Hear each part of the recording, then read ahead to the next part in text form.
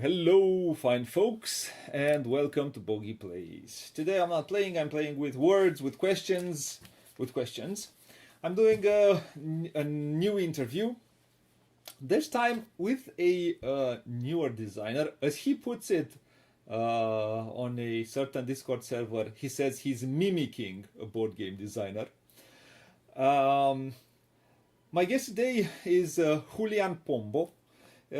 All the way from Uruguay, a board game designer which probably is not very well known right now, but I think with time he should be better known because his first game was quite a success. So because I said we should have newer designers or designers which come out with their first game and they have success. We should have interviews with these kinds of designers because I think it's interesting for everyone to see what is the journey to become a board game designer and a new to the scene board game designer. I am very happy to welcome on our small show Julian Pombo. Hello, Julian. Hello, Bogdan. Thank you for having me. Well, it's a pleasure. How's the time there in all the way in Uruguay? Oh, whoa. Well, we are in the winter, so the past days were pretty cold. Cold, yeah. Yeah. 6 below zero and such. Quite cold, yeah. There is winter. Yeah. There was one morning in which the temperature in Antarctica was 2 below zero, and in my house it was 6, so colder than a penguin. That's interesting. I have to just 1 second. I need to close the window because the wind started to blast. 1 second. I will be in a second. 1 second. No worries. And I'll explain.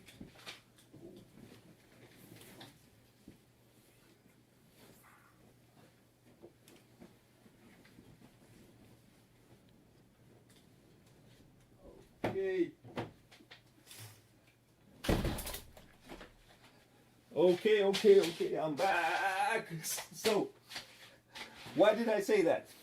Because here in Romania it's full summer and the temperatures were these days around 40 degrees Celsius. Oh, nice, very nice. And today it started a bit of it's a cooler breeze because we have rain almost coming. So, well, so yeah, it's I would have wanted to be I would say maybe a bit cooler. So probably some of your cooler weather comes here and equalizes a bit the temperatures. Okay, but I rather have the heat than the cold. Okay. Yes, always. Yeah. So we're gonna do the first part of the interview, and then we will go to the next one, and we're gonna go a long way back. And my first question to you is, where were you born, and where did you grow up? Well, I was born in Montevideo, in the capital city of Uruguay. My father was studying to be a lawyer, and I was born there. A few after, we moved back to where I live now, which is called Zapican. It is a very small town in the middle of nowhere. And we went back there because my grandpa used to have a gas station and a store and a bar. So my father went back to help my grandfather with those things. And I grew up there for a few years until I was about 8. And then we moved back, me and my mother, to Montevideo because the studying opportunities are better in the capital than in small towns, the schools. Yeah. And I live in Montevideo up to my 40th birthday. And then I moved back to the small town to live with my only surviving grandfather, I see. which we share the house, and I see. we have a So a very nice you're time you're together. not on Montevideo then. Uh, I'm in Montevideo right now, okay, uh but But I'm not living here. I No. see.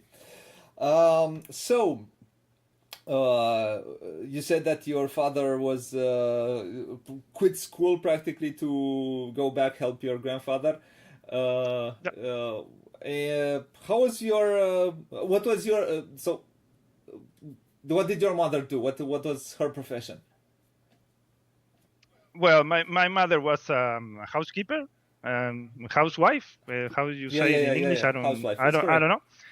Yeah, and she started to work outside the house later, um, and she works in the I don't know how to say this, in the emergency room Uh huh. of the. I see. We have a hospital here that is for the people that has job accidents, job injuries. Okay, at work. I see. I see. Okay, Yeah. Job so into it. so Yeah. yeah. So she works there in the at the Hmm. emergency Okay. door. I don't know Yeah. the Yeah. English name. And how was your childhood in that? I don't know how it's a small town as you describe it. I don't know how Uruguay is. Never been to South America. I have no idea. Yeah. Um, Well, to describe the town, I will tell you that it's 10 blocks long. Okay, so you walk 10 blocks and the town is over. But in those days, there were a lot of people there. Okay, there was people, there was activities because we had trains back in those days. Okay, and the trains you can reach Brazil because many people in Uruguay, when things here are expensive, okay, we go to the nearest border to buy things in Argentina or in Brazil. So back in the day, there were a train and there were shops, and it was a nice little town with, I don't know, more than 1,000 persons. Okay, that was nice. And when the train stopped in Uruguay, when they closed the trains, a lot of people had to move out. A lot of shops were lost, and that was sad. But I had a very nice childhood there or in Montevideo. There were, I don't know, nicer times, should say, in which than we have today. yeah, in those days I walk alone to the school, many blocks in a city. All right, Yeah. and so I go walking very early in the morning, and at midday I came back to my house with some friends, or we play ball in the street. Football, probably. Yeah. Uh, Right. yeah, football, yeah, soccer, football, and you stay late at night in the streets with your friends playing. And well, I It, I won't let my kids to be in the streets these now. days. Yeah. So Yeah. yeah, this day. Uh, So for that I said it, there were nicer times. There were no cell phones. Okay, so you have to actually talk to people in their faces. Yeah, I believe that forces some kind of bond with those, because I still have friends from school. I have very long time friends which I consider my brothers from life, and I met them 40 years ago. oh yeah. You were you a child of the 80s or the 90s?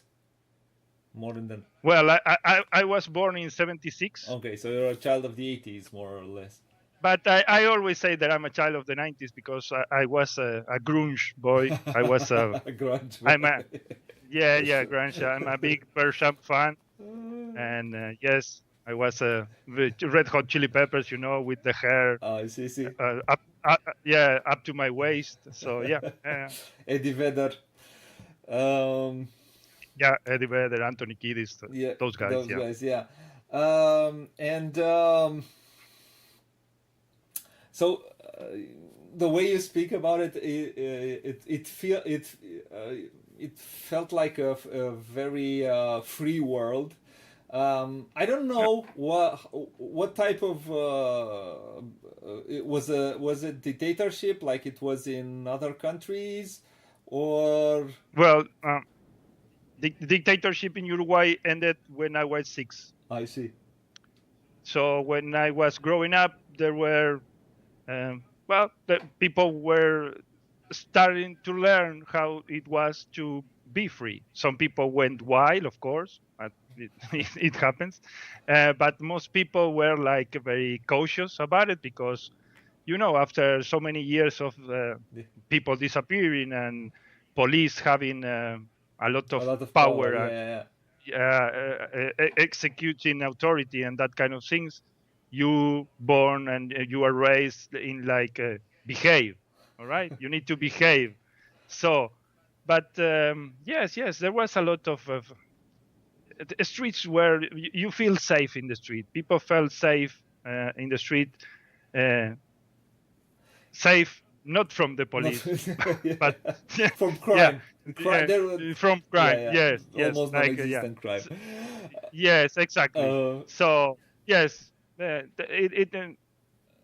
it was a nice time after the.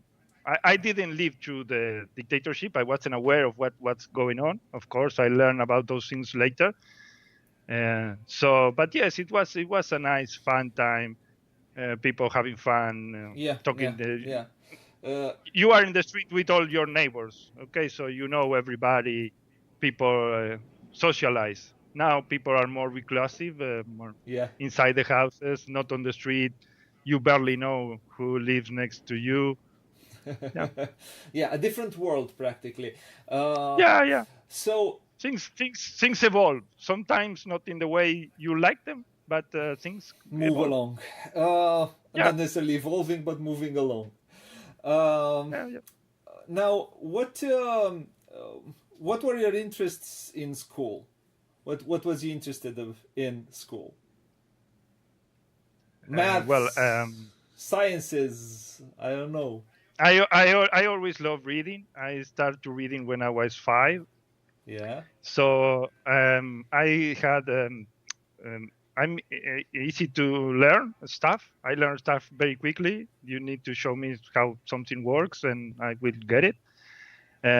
My father was the kind of person that buys something and he open it up to see what's inside this thing, and let's put it, yeah, let's put it apart and let's then put it together again. And some parts are gonna be left over, but the thing still, yeah.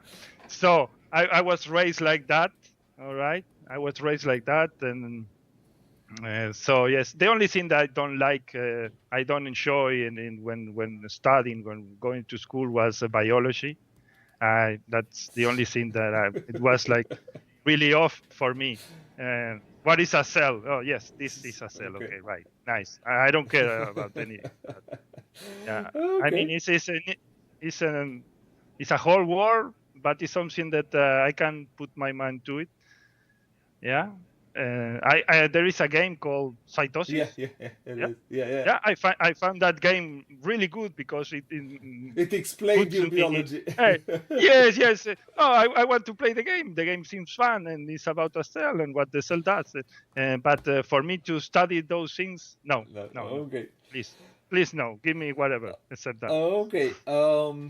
So after you have in those times, in the practically, you said you played a lot of football probably when we were kids I did not grow up in the communist Romania, but I grew up or consciously in a conscious way, let's say. I grew up immediate. I started to grow up. I was 7.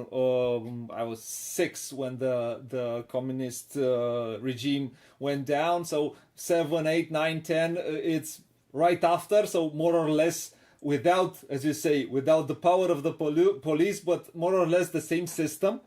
Yep.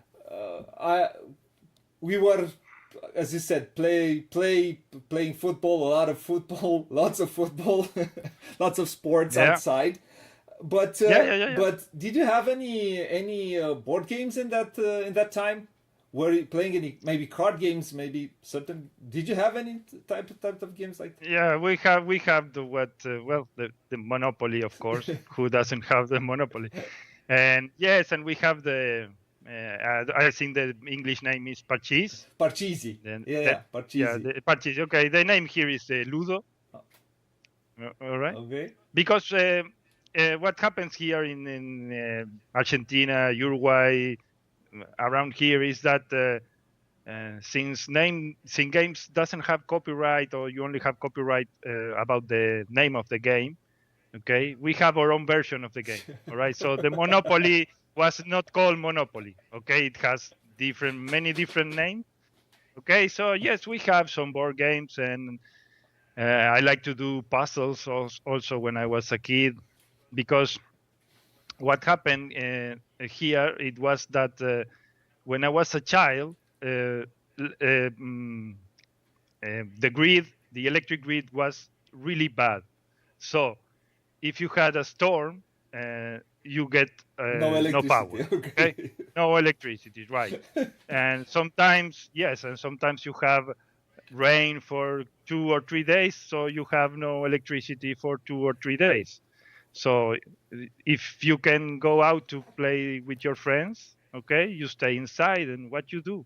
Well, you either read, which I do, or we play some of these games, or we invent our own games. We made our own games. So that is what I did when I was a child. So yes, I always like to play board games. Do you have In any siblings?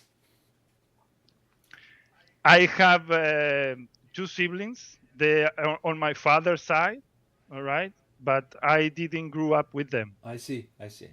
They live far away from Oh, okay, okay, from me. okay.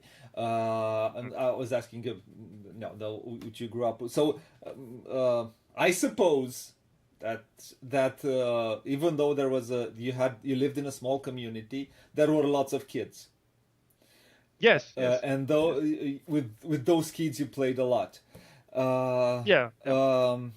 and well, parents were a bit more free that day. In those days, you said that you were. I suppose you're playing with some of them, some classmates, so on. Did you invent any games in those times? Yes, we always adapt games to our liking. Okay, what people call house ruling. Yeah. Okay, I always say it's okay if you start with house rules, you can do your own game. Yeah, start with that, and you have a basis for something, and then you do your own. It's like doing a cover of a song. Okay, oh, I like the lyrics, I like the melody, but I want the song to be, I don't know, jazz, metal, whatever. So you start doing a cover of a song, and then well, now do your own song. So yes, we have some games about football with the how you call the tap of the bottles, the tap of the Yeah, yeah, yeah. bottle. The top of the bottle. Yeah, Okay, yeah. yeah, we have some soccer football with those, and some others with cardboards, and yeah, we made a few games in back in the day. Yeah, we improved the clue.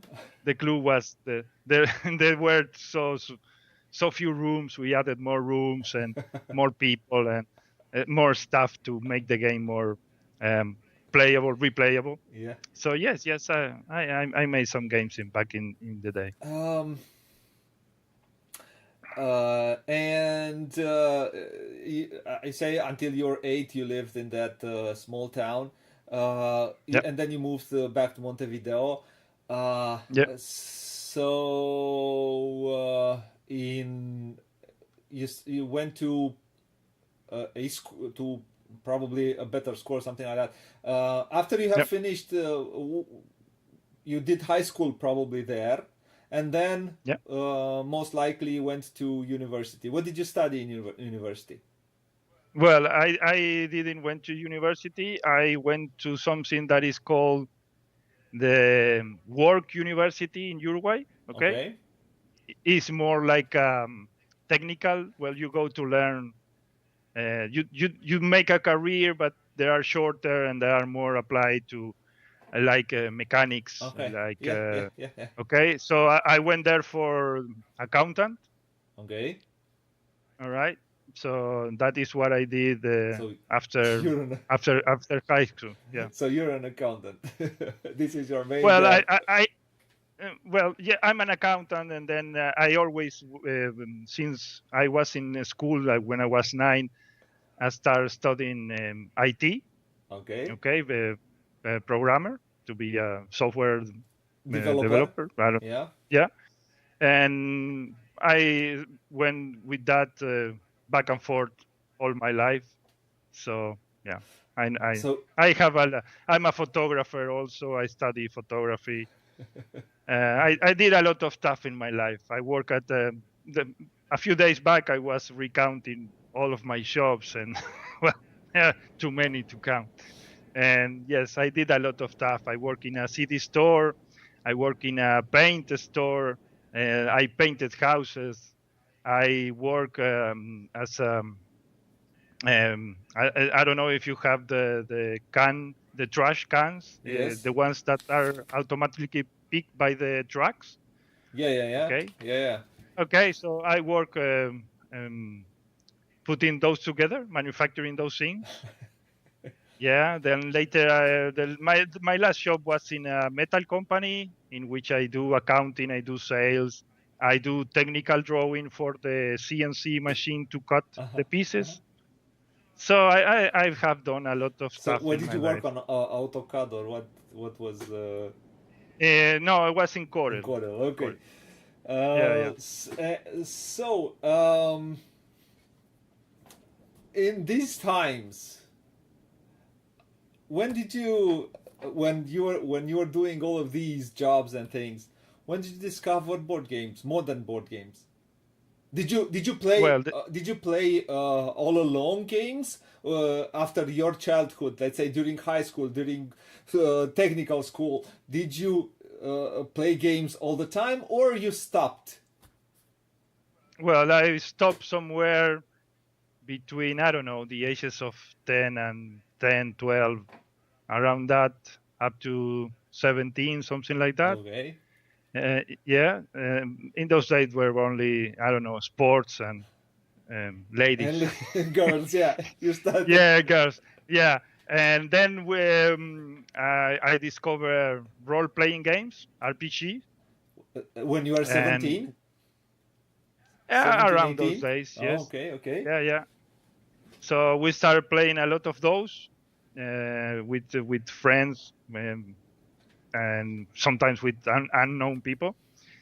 And well, as you grow up and life catch you, Catches it, so yeah. you have, yeah. So you have your kids, you have the job, you have to study, you have your house chores to make, and all those kind of things.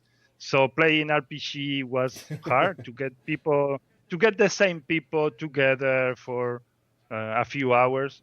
So a friend of mine is one of the. There is a group gathering here in Montevideo in Uruguay that is called the Gaming Night Society, and that started with 4 or 5 guys. So one of those guys is a friend of mine, and the guy told me, "Hey, don't you know board games?" And I was thinking on board games like, "Yeah, I know Monopoly and that kind of stuff."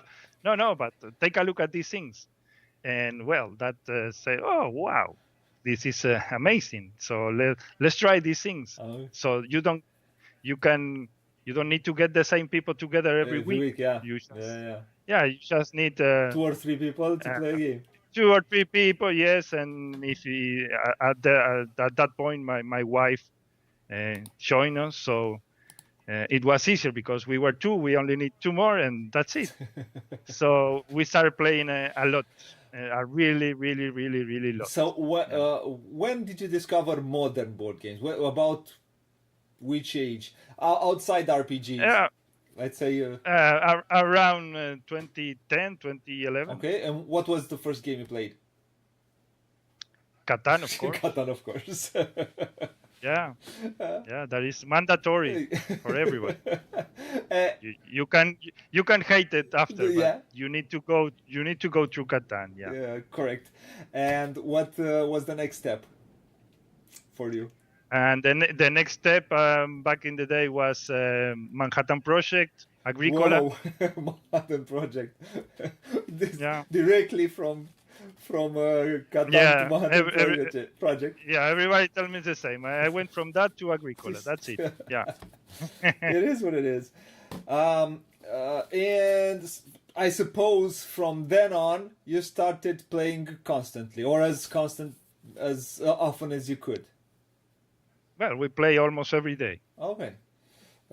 Yes, What? and sometimes for I don't know the whole night or the whole day, because the it was a party in my house. Okay, there were people coming. We play games. We have meals. We have lunch. Then we stay playing in the afternoon. Then we have snacks. And at night we have dinners. And some people go, some people come, and we spend the whole day playing games. It was a lot of fun, and games were an excuse to get together with friends. Oh yeah. Yeah. What kind of a player are you today? What kinds of games do you enjoy playing? Well, I enjoy playing Euro games. I like Euro games. I like that is what I like. I play every game that. So I play tests for people. From some people say, "Oh, I have a game. I would like you to try the game." And I try the game. I say what I think, and I play. If the excuse of playing a game is to get with a friend, to have a nice time with a friend or with somebody, have fun, enjoy 15 minutes or a whole day, whatever. So if you ask me to play, I can play everything, and I I may play something that I don't like. Okay, for instance, I play Cubeers a lot. What's that? Okay, with Sorry, a lot sorry, sorry. What's the game? Cubeers, Q- Cubeers. Bears? Yeah. I don't. It's a silly game about some cars in which the birds are drawn in a cubic, like Oh, cubics. okay. Okay, it's a very silly game. It's so random. Okay, you have a bit of tactical, but Chase. you can draw cars, and the cars you draw let you win. Okay, Okay. so I would burn that I game. hate. I would burn it. Okay, yeah, me too. But when you play with friends and you shock around, and that is fun. It's fun. But I like the games with the less amount of random possible. So I like heavy Euro games. I would play, I don't know, some party games with them, so just yeah, which I enjoy. Uh, but that's me, doesn't matter. Yeah, So it's okay. I believe there is some merit in every game. All right, some you yeah, like more, some you like, but so if you have fun, if somebody likes, there must be something good, yeah, yeah. because yeah. As you said, So there is merit in a lot of games. Some the merit of some games is that they could heat you up when you're cold. I agree. I agree. Yeah. I know. There are a few of those games in which I pretty much enjoy to do it. There is one of these games in which you are a marine, and it's one of the Warhammer 40k war, something Yeah. like that, or you are killing aliens. It's like you have a row of 3 cars, and aliens show up on the left, show up on the right, and there is you need to throw a die, and there's only one result in that die. So yeah, I play that scene with a friend, which is a fan of the game. I play that scene, and every time I say, I won't, I won't put this on fire because I have to buy you a new one. But oh my god, I hate this thing. Yeah. Well, so as you said, you're a Eurogamer today. You played different types of, but you try to play as much as you can different types of games. Yeah. When at some point, well, as you said, it might have started in your childhood, but at some point, you started to think more serious about this? When did you start thinking, I would like to design a game? Well, I believe that many board gamers with the house rule thing, they have this, I will call presumptions idea that they can improve a game. Okay, because that Yeah, is very yeah, presumption of yeah. one person after playing one game saying, "Oh, I can improve this because I know better." Yeah, of course. Okay, Yeah, you're right. or but I am more in that way. I am more. Um, I want to make the game more like the things I like to play. Okay, or but in the end, I'm thinking uh, if I'm going to do this, I don't want to step on the work of another person. So I'm going to do my own thing. Yeah, All right, correct, correct, or correct. so. Back in the I don't know 2013 or 2014 or something like that, I was having I was my idea was I want to do something that I haven't found in the games that I have seen, and I was watching videos and reading rule books for every game that exists in the world.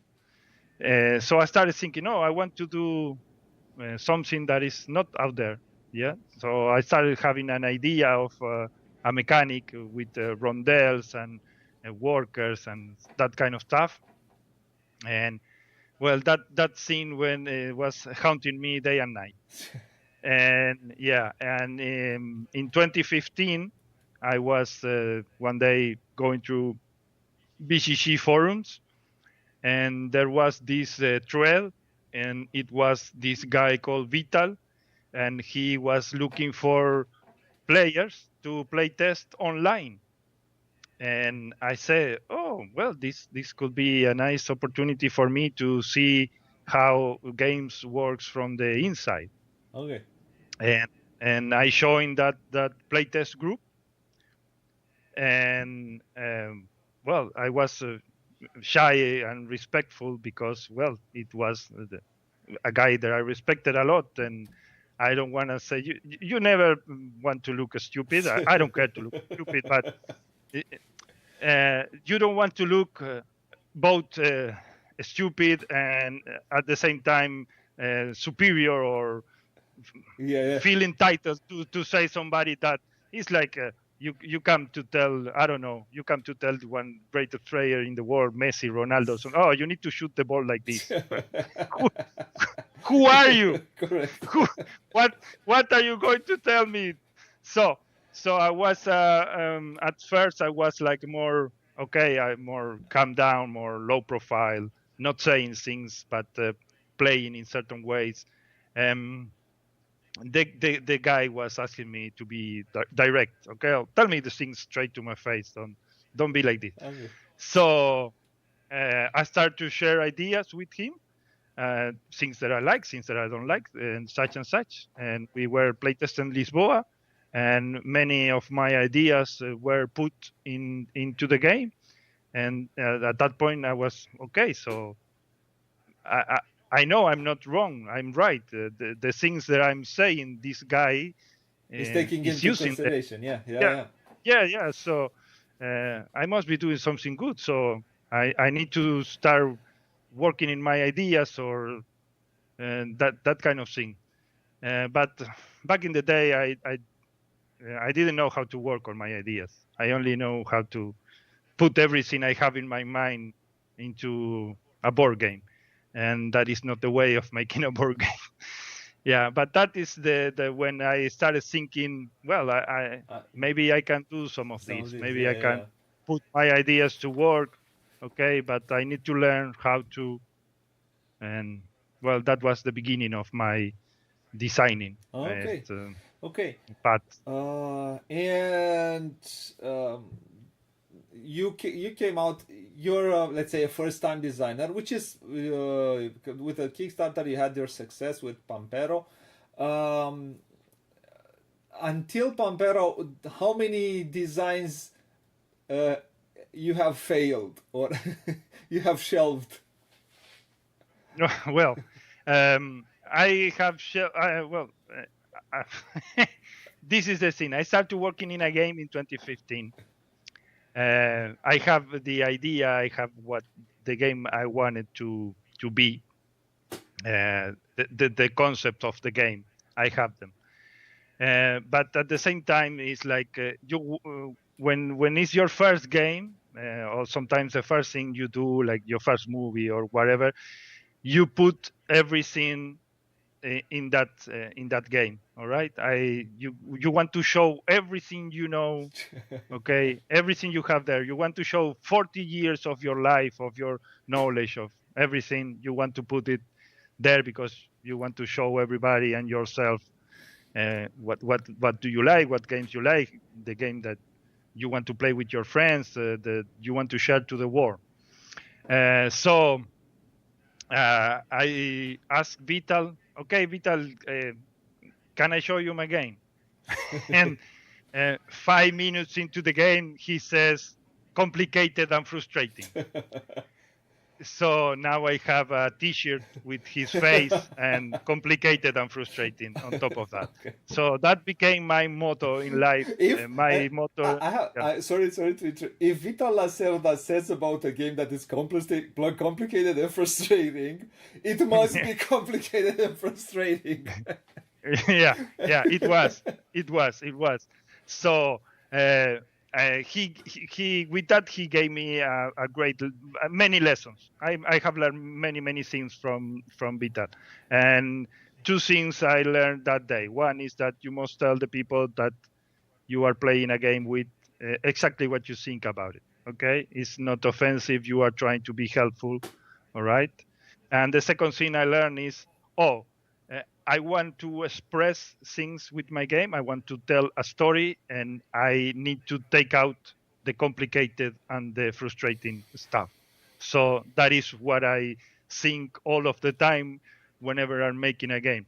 How I make this thing less complicated, and how I make this game something in which you feel you are achieving stuff and you are not feeling frustrated all the time.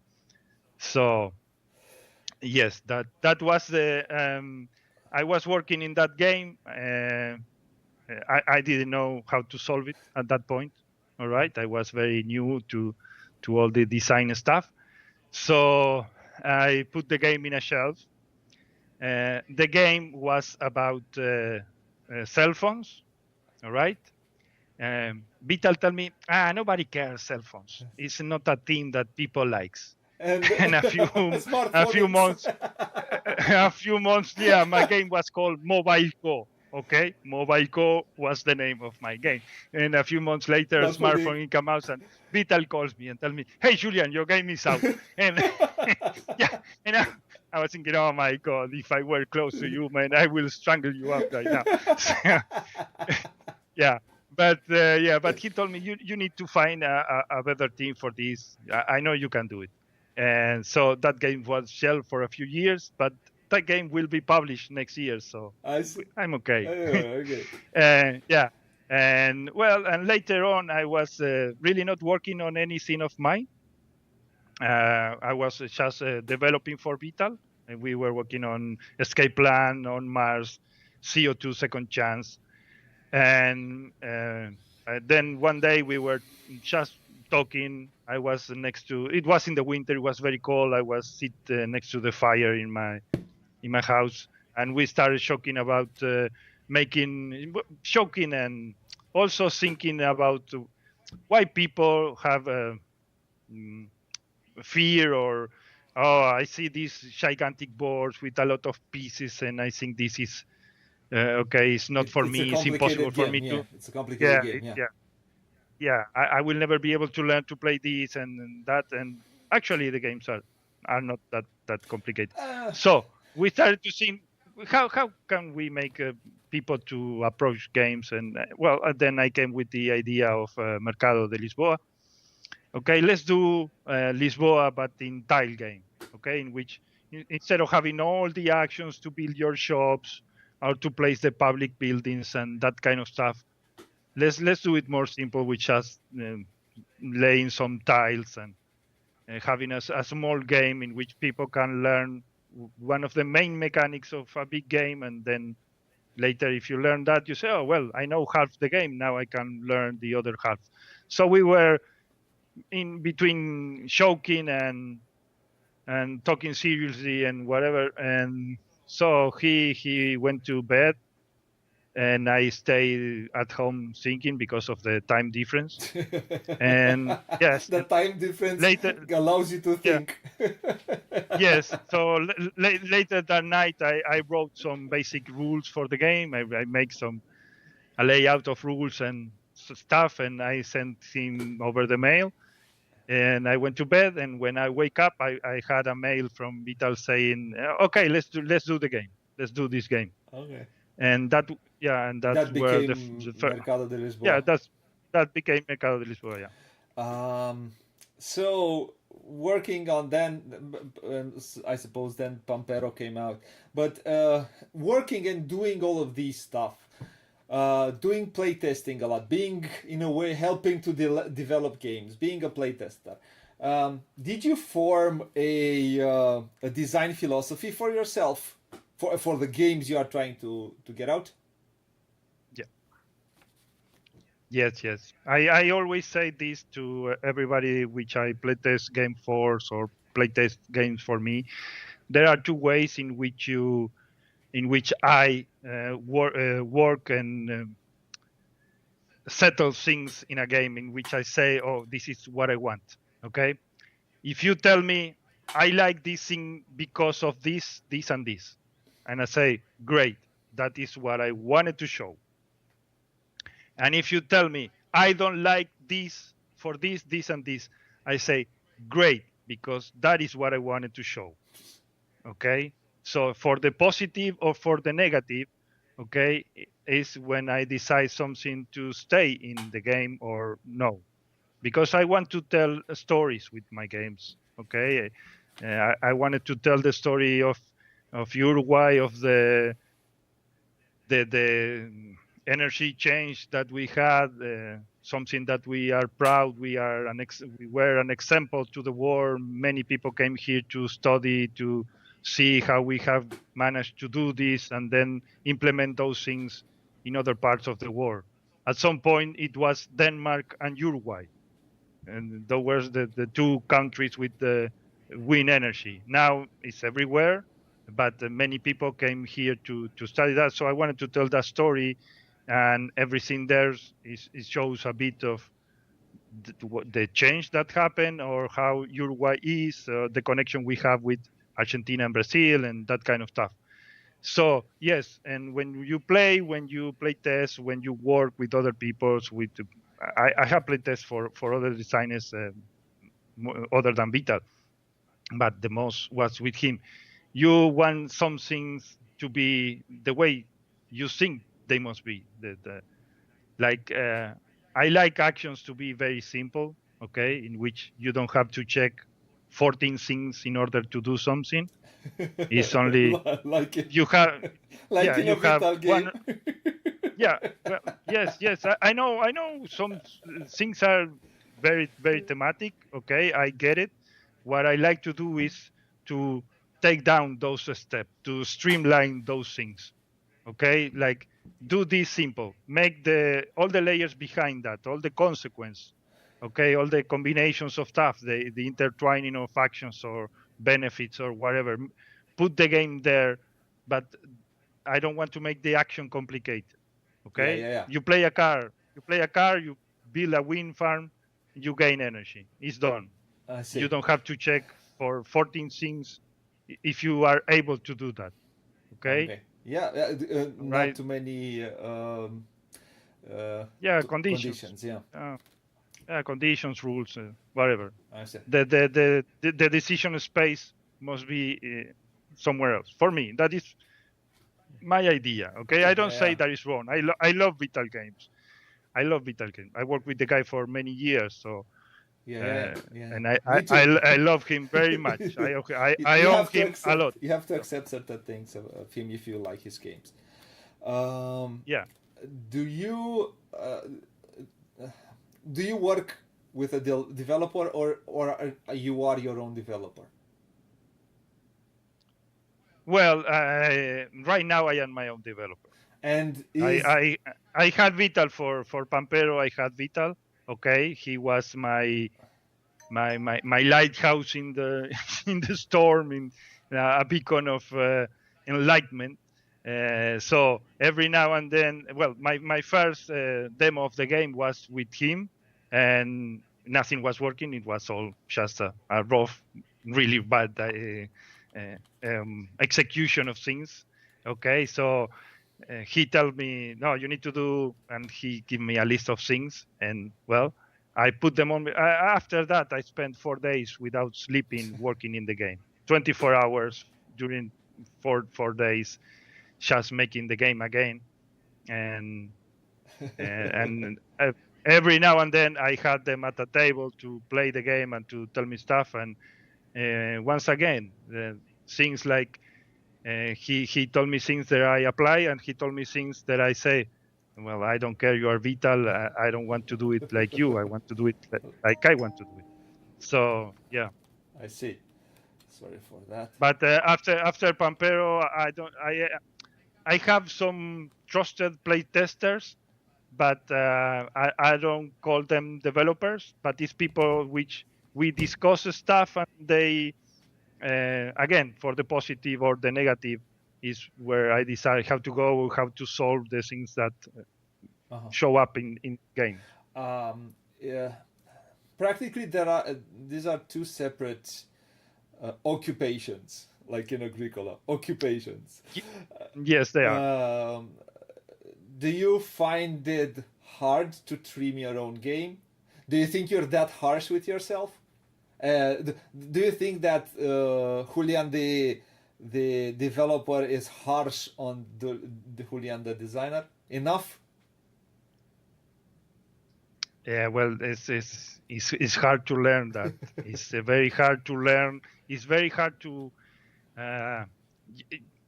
when I research for a game. Okay, I found a lot of information. And I read the stuff, and I watch videos, and I look in the internet, whatever, everywhere I can try to get information. Yeah, that I can apply to the game to make the game the most realistic about the what is going on. Things that doesn't come from thin air. So this has an explanation of what is going on with this. So when you find out that some of those things that you have think about and you have put your mind to it doesn't work, well, you have to take it away from the game. Okay, you have to take it away, and it's very hard. There are people that never get to do that, never have the strength or the peace of mind that is needed to kill something in your game. All right, so you just have to learn that, and yes, and the developer is. Has its own place and has its own job and has its own set of skills, and it must think what is best for the game, not what is best for Julian. Okay, what is best for the game. Yeah. So yes. Yeah, but sometimes the it's developer, not that easy. No, never. It's never easy. It's never easy. It's so much easier when you do it for somebody else, because you are not attached to anything in the game. You just can. Well, I'm allowed to say bad words because there's a guy with a shirt with my face on it that says this mechanic is shit. So it's much easier to tell somebody else, oh, this is bad. These things, I hate this thing because it doesn't help with that. It doesn't help with this. It's bad for this or for that. And you can give a lot of arguments, and maybe it's something that the guy loves, that the guy puts there in the game with much love and research and care, or I want to do and then you come and you say somebody that. So it's much easier to do it for somebody else than to do it for you, because you are telling yourself, oh man, this idea you had it's not working. Okay, yeah. So take it out. Now I have a question. Do you have a group and you meet with your t-shirts on? Oh no. We got together at in Portugal back in April for the For LiviaCon, LiviaCon, but nobody took the t-shirts. That we are very respectful of each other, so we just joke with memes online and such. But we no. Okay. Um, what what kind of how do you go about? You start with mechanisms or you start with theme? Well, those things come together. Those Yes, things yes, you used to come together. but The difference between one idea and the next is no. just I so few seconds that there are designers which invent a mechanism, and around yeah. that mechanism they create a game. Do you Yes. start with a theme and then bring mechanisms to that theme and maybe try to invent mechanism for that theme, or just go from mechanisms to and then add the theme on? Well, with Pampero, I came with the mechanics a few seconds before the theme. I wanted the idea of using, okay, you play 3 actions and you get back the last one, and the other 2 actions get stuck on the table. That was the base idea of the game. And the next second about I decided that I said, well, what the team should be about, and I said, well, we are in Uruguay. I don't want to make a game about cows. It's the biggest thing we have here. I don't want to make about trees because it's no fun at all. We have a lot of trees because we have paper paste companies here, gigantic ones. And what's the next thing? Oh, we changed the world of wind energy. So I see. That But you must be started the it theme. with mechanisms. So you started Yeah, from its but mechanism. it was a difference of, I don't know, 5 seconds. Yeah, but it started with the mechanism. Yeah, 5 seconds later. No, because there are different ways of approaching it in a way. Yes. Uh, My next game is a game about artificial intelligence.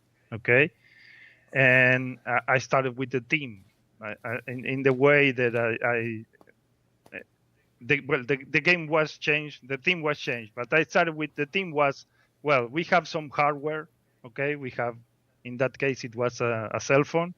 We have some hardware, you and and cell we phones. can add, yes, and to this hardware you can add software, okay, applications, and you can add peripherals, okay, like the smart Yeah. thing. Okay, so but then later on, when Vital told me you need to find a better team for that, I say, we can do this about robots, okay, because we have a hardware. We can train that hardware, the Boston Dynamics robot, the Tesla bot, and that kind of stuff. We can put applications to these robots, or laser eye operation, whatever, surgery. And you can add the tools that these robots can use. So I started with that, and then I went to the mechanics. I see. So yeah, sometimes it happens one way, sometimes it's the other. other. Yeah, but things must be attached. Okay, things must feel like they belong together. Okay, like they have something that is related to each other. Between the mechanic. Yeah. So otherwise, the theme is like just in your mind. Yeah, not in the but game. there are so many games like these. It's there are a lot. Well, yeah. Which I have pasted on themes, slapped on themes, and some of them are really good. I mean, Knizia is the master of doing. Yes. Like I've been later on. I'm always shocking around, and well, shocking and not so shocking, because this is what I think. I like Grand Austria Hotel. Yeah, you know that game? Yeah. Okay, and Arc Nova is the same game. Okay, but you don't have room. You have to build cages. You don't have guests. You have animals. But the game is, it's around the same thing. It's basically that. So, I love Arc Nova so much. Yeah, because you are caging animals. But I find it's more fun caging people. Caging people. Yeah, much more fun. Of course. So, yeah. What? How much? Well, coming from playtesting, I suppose you playtest your game a lot.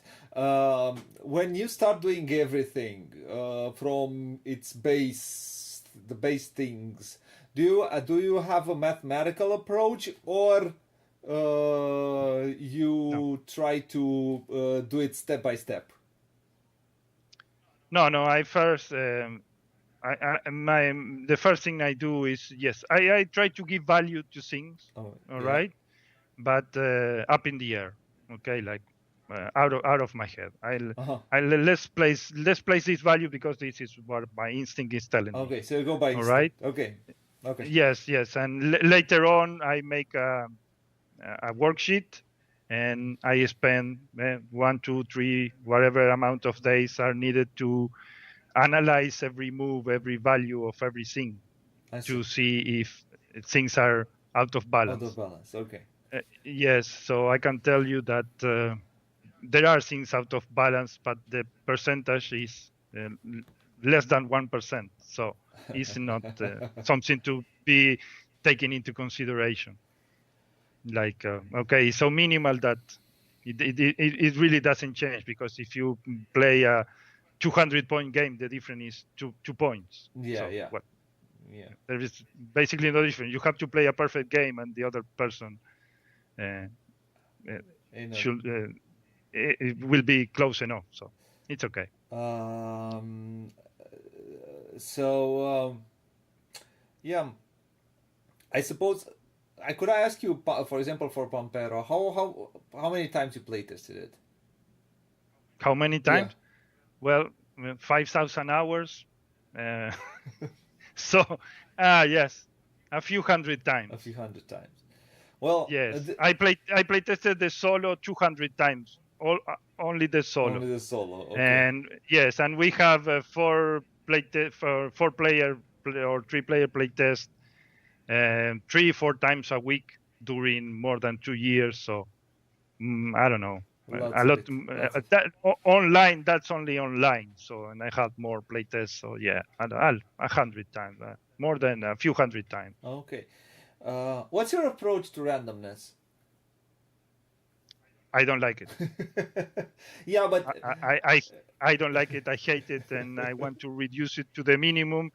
And but sometimes you need to have some stuff that cannot be placed into the game in any other way that randomness, because of another steps that comes into account. So, for instance, in Pampero, there are a couple of random things that may happen. One random thing is in the setup, you have a board with bonus tiles, okay?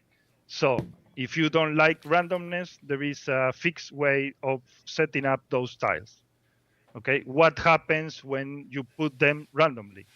Some of those tiles getting together can be more truly powerful. powerful, Yeah. yeah, more powerful, or can give you some edge advantage, uh, because some of those tiles are easier to exploit than others. Okay, those tiles are balanced. Okay, because I receive message from everybody in the world telling me a certain tile is broken. Okay, so everybody has decided that one of those 36 tiles is broken. So, well, if they are broken, then they are balanced. So, and I know they are balanced. So that is one way of handling randomness, in saying people, okay, if you like this random, you can place it random. If you don't like, there is a fixed ways to place them in which they are, uh, none of those are together. Okay, so everybody will have the same chances of getting those tiles. Doesn't matter turn order. All right. The only thing that matters is, well, if you take them and nobody fight for those, the guy is gonna get He's some gonna win. more, Yep. some no, it's gonna get some more direct strategy to follow. I see. Okay, that having to navigate it.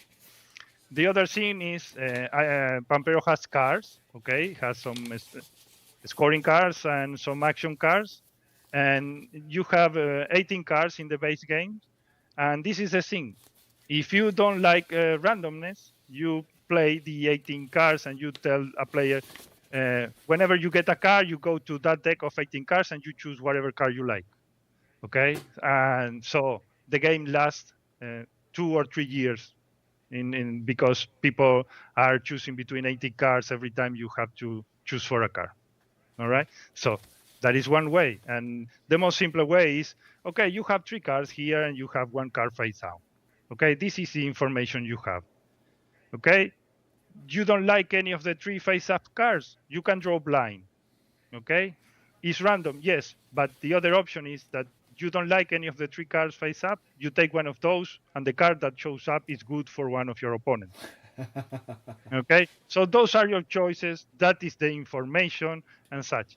Many people is complaining, oh, those card doesn't cycle, because nobody wants to take a card that you need to work for. Everybody wants to take a card in which you already have points on it. Okay, because those 3 cards, you can make the same amount of points with those cards that with any other card in that deck. I see. Okay, all right, so, oh, I don't like the card, don't cycle. Well, house rule this. You want to cycle the car, cycle the car. You are just changing the randomness Of where the point of randomness is. I see. All right, because you cycle the cars, and then the card that works for one of your opponents shows up, and that player is ahead of you in turn order, and they can take the car. So the randomness is still there. It haven't changed. I see. Okay, it's just in another space. Another, So. yeah, yeah. So I went with the option that works best for me and for what I want to show in the game, in the way that I design the game. Yeah. Okay, if you want to house rule things, do it. The game is yours. You can change whatever you like in the game. All right, it's okay. Okay. Yeah. So and you went. I don't know. Ape Games is a company that you started, or is a company that somebody else started? No, it's a very old company. It has like 30, 35 years. Oh, I see. Yeah. And so you worked with them. How I'll shortly ask you. Did you work closely with Ian O'Toole on the artwork and graphics, or you just told him this is the theme, this is what I want, or you, or he just did something what he thought the game should be? Well, this is the thing. Ian is amazing in so many levels. This is how he works. Okay, and you gave him a prototype, something that he can print out and play in his house. Okay. And he sees how everything works, and he comes up with the solution for things. All right, and he is so kind, so humble, in which you can tell him, I don't like this thing. You can tell the best artist, the best graphic designer in board gaming, I don't like this thing.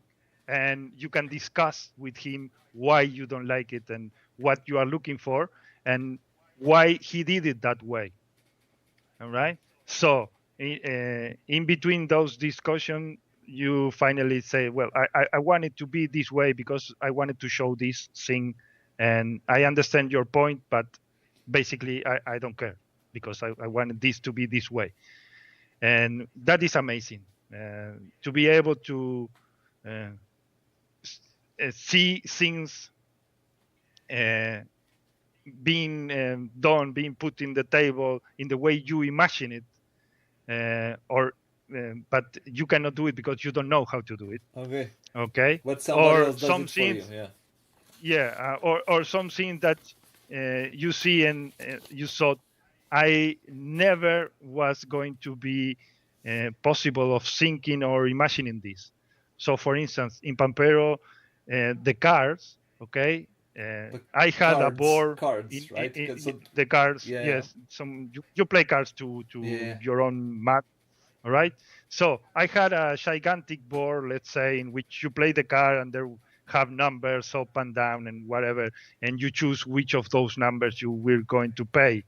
And he came up with this user interface in which you play the card and the card connects with the things that are drawn in the board. okay, the how much you need to pay, to which part of the board you are connected, and everything. And that is incredible. That is so amazing. And you have all the all the things you need to check to take the action is drawn in the top and the bottom of the car in a tiny space in which you see, oh, I need this, I have to pay this, I'm gonna earn this, everything is there. So I that thing never crossed my mind. It's amazing. I see. That is unbelievable. Yes, and then you find icons that explain stuff that everybody understands. You see the icon once and you see, oh, that I'm sure this is this thing, and you read the rules and yes, it was that because it's so clear, and that icon never existed before. So yeah, Yeah. but yes, but you can discuss things. He show you what happens, why things works the way they do. They do. They do. Yeah. Yeah. Yeah. Yeah, Yeah. Yeah. he tries, he plays the games, and he do the things. He knows games from top to bottom. So yeah, Yeah. it's amazing work with him. And it's the most amazing thing is to be able to, well, to tell him, oh, but no, look, I want this. It's possible to do this in this other way, or like go in this direction because I wanted to show that this stuff, and he explain you the pros and cons of that things, and you get to choose. Well, Yeah. or you discuss it with him and with the publisher, and what are the pros and cons of those stuff, and he does it, he tests it, and well, you end up with amazing games with some things that you look and they are a piece of beauty. So yeah. Okay. Now I have a few more questions. Could you tell me what is fun to you in board games, in games? What is fun to Yeah. me? Well, the fun thing to me is when you are thinking, oh, how do I solve this trouble that I get myself into? How, how, I see. how do I manage to get the resources or the means to do this thing that I want to do? And you, in your head, you start thinking 2, 3 turns ahead, or I need to do this and then that. And in between, you see that the other people at the table is in the same predicament. We are all trying to solve a similar puzzle or a similar way and try to do that thing better or more efficiently than the other. That is what I have the most fun for me in board games. That is fun for me. Um, As a designer, I have fun when I see people suffering because oh, I need 1 coin, I need 1 coin, and that is the most fun. I see people suffering, and yes, that is what the most I enjoy of doing demos of my game is people. Oh, this thing is burning, and my brain is burning. So yeah. okay. Could you tell us fast how a day in your life as a designer works? What do you do? Well, my days has been changing lately because there are a lot of answers in BCC. So I usually do that in the morning and try to answer the question as fast as possible. And after lunch, I sit on the computer and I fool around with stuff. I try mechanics. I improvise script situations, okay, in Okay. which are how things can go in the game and how this solve and how that kind of stuff. And well, I try to put that on a table for people to play the game, not me, because for designers everything works. So you put it on a table and see what people does, Yeah, and what people people do, yeah. finds things that you haven't able to see, like, oh, you can do that, amazing. That I haven't imagined that. It's nice to have a lot of eyes, being having fun, uh, solving things or making new ones, and also when they do stuff that blocks the game or breaks the game, and you see, oh, that I didn't picture that. I need to solve that thing. Um, So yeah, so you are a full board game designer these days, right? yeah, yeah. So this is what you try to uh, yeah, to do. you don't work anything else. You just try to work on games and Yes, play test and things like that. yes, yes. Is it easy to do? I mean, No. not easy, not easy, uh, not easy. Is it feasible? Can you do it? Is the income enough in order for you to do this? Are you happy? Yeah, yes, I am. Well, I can do it because, well, like I said, I live with my grandpa. We have our own house. Okay, there are some cost of living in the place I live, which are very, very If it, low I cost. see. Okay, very low, very cheap, and the amount of money that I make for games is enough for me to live and enjoy my life. So yes, it's feasible. I understand that not uh, it's not for everybody. Okay, sometimes because of the life cost, you have a house, a family, and a lot of stuff to maintain Yeah. and to keep. And but I don't have some of those I things. see. Like yeah, I don't have a car. I don't. I only have a bike, so yeah, it's not something that I have to pay insurance and that kind of stuff. So there are some things that I don't need to pay for. So that is why I can do it. I have a lot of help from my grandpa with the housing stuff, and so yeah, I can do it. It's feasible, and I enjoy it, and I'm happy. What is your favorite game? Well, I need to say Pampero. No, no, no, no, no, no. Well, Not the ones I you. love. Not the one you I design. Okay. So my favorite games are between Vital and Fell, Stefan Fell. I see. Vital and Fell. Yes, those are my two favorite guys, and I enjoy a lot of Euro games. I like, for instance, I saw Mombasa on your Yeah, shelf, yeah, yeah. and It's right there. I like, yeah, it's a game I love too, and I love Nuno and Paulo with Nippon, Madeira, and those kind of things. A Don't lot of Euro remind me games. of Madeira. Do not remind me of Well, Madeira. yes, Do not. I like to remind. I like to remind them every time I go to Portugal too. There's a lot of people asking for your head, so yeah, yeah. Don't And remind me. a very unfortunate situation which can happen to Yeah. uh, everybody, like I should say, and And it's not. yeah. It's a No, do not get into you, that. We should not get into yeah, that. No, yeah, no, no. yeah. Uh, It's okay.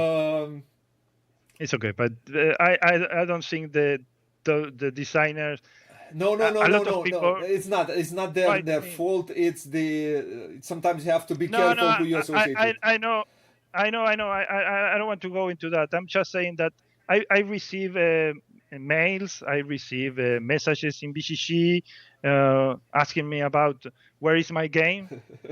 I don't have the slightest idea about that because I only design the game and I only answer questions about the rules, which is the thing that I can handle.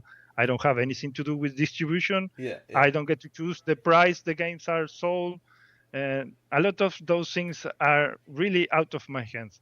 But many people sees me as the face of the game because I'm there all the time.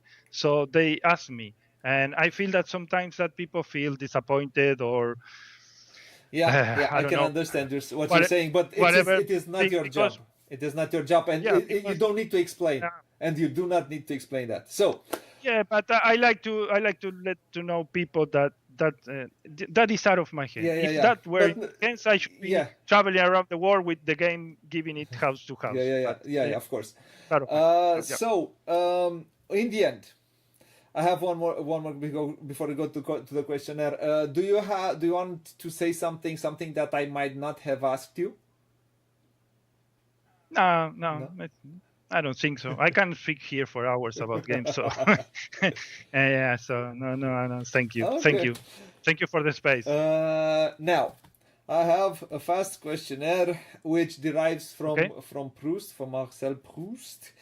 All right. It was taken by Bernard Pivot. It was on French television. Then Yes, I know who it is. you know who Bernard Pivot is, and then Yeah.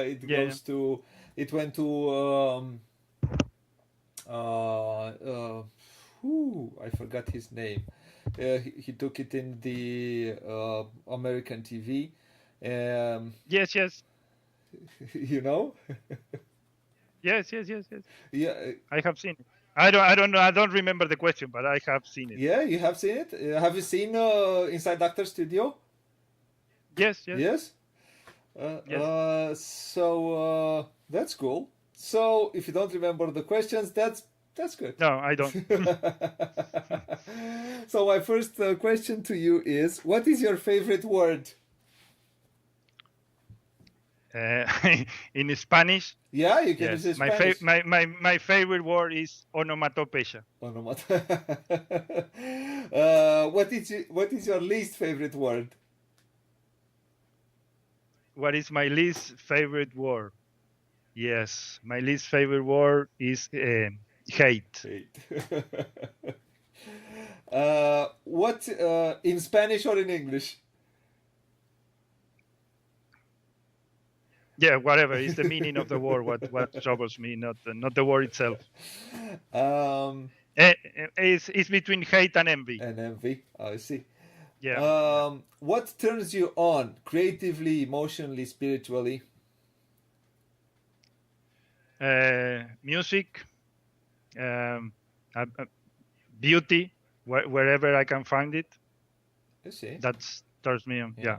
I see. I may see something that I've been a photographer for many years, so sometimes I see something and I say, "Oh, that is a beautiful image," and it's just a leaf in the street. So Yeah. beauty, wherever I find something beauty, that turns me on. Yeah. Yeah, I can spot that because that sometimes it bugs me when I get those images and I don't. I'm a film director, so. All right. What turns you off creatively, emotionally, spiritually? Yeah, envy and hate. Envy and hate. What is your favorite drug? My favorite drug, Yeah. milk. Milk. Yeah, milk is my drug. I need to have milk every day. Yeah, that I always say milk is my drug. Yeah. What's your, and this is a big one for all my guests. What is your favorite curse word? Yeah, la concha de tu madre. Okay. It Yeah. sounds in a way in Spanish. What's We need in Spanish we have a lot of insults because we are very creative about it. But that is my favorite one. Yeah. in Romanian the same way?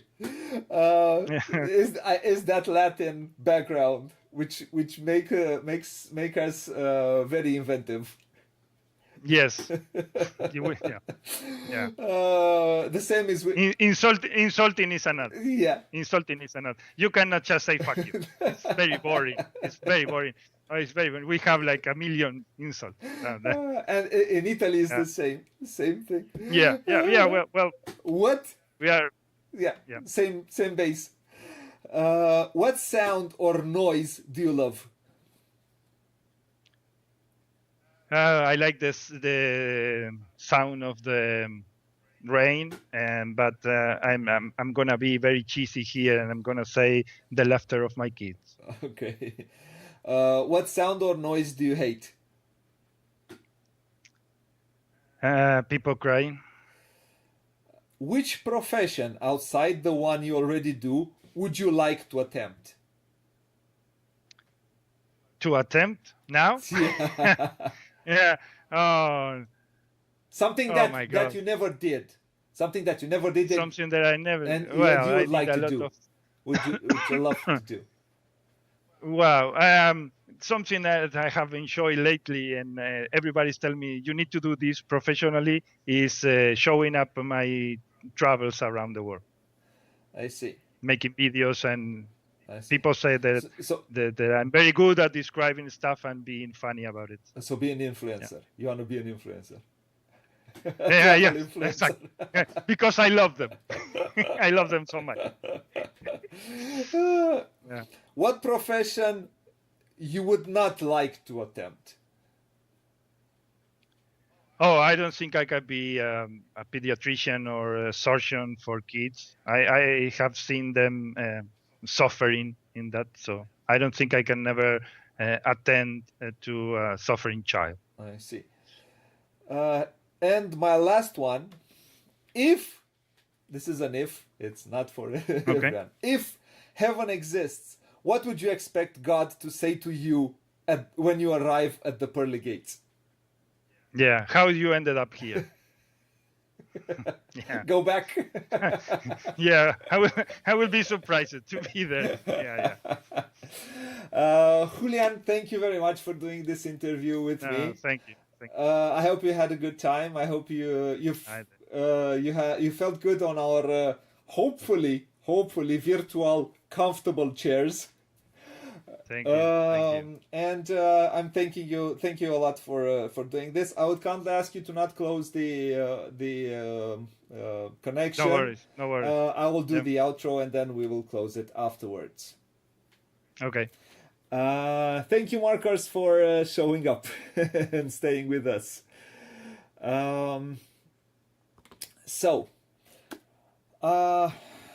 Again, I want to thank Julian for doing this. I hope it was interesting for you to see he's a first time designer. Hopefully more games we will see from him. I hope it was interesting to see a perspective of someone who he did his first game, then wants to do more. And I want to thank anyone who came and watched live. I will thank anyone who will come and watch after the fact. If you like what you see, if you like these interviews, I think I have many of them with renowned designers, renowned artists. You could find about their story there. And if you like what you see, please like, share, and subscribe, because it keeps the internet alive and keeps us going and puts a big smile to our faces. I'm not a big... it helps also with the algorithm. I'm not a big YouTuber. We're just trying to do a small channel and have a bit of fun. Until next time, I will say what it says here. Play a lot, play loads, as you Brits say, have fun, and bye-bye, fine folks, wherever in the world you are.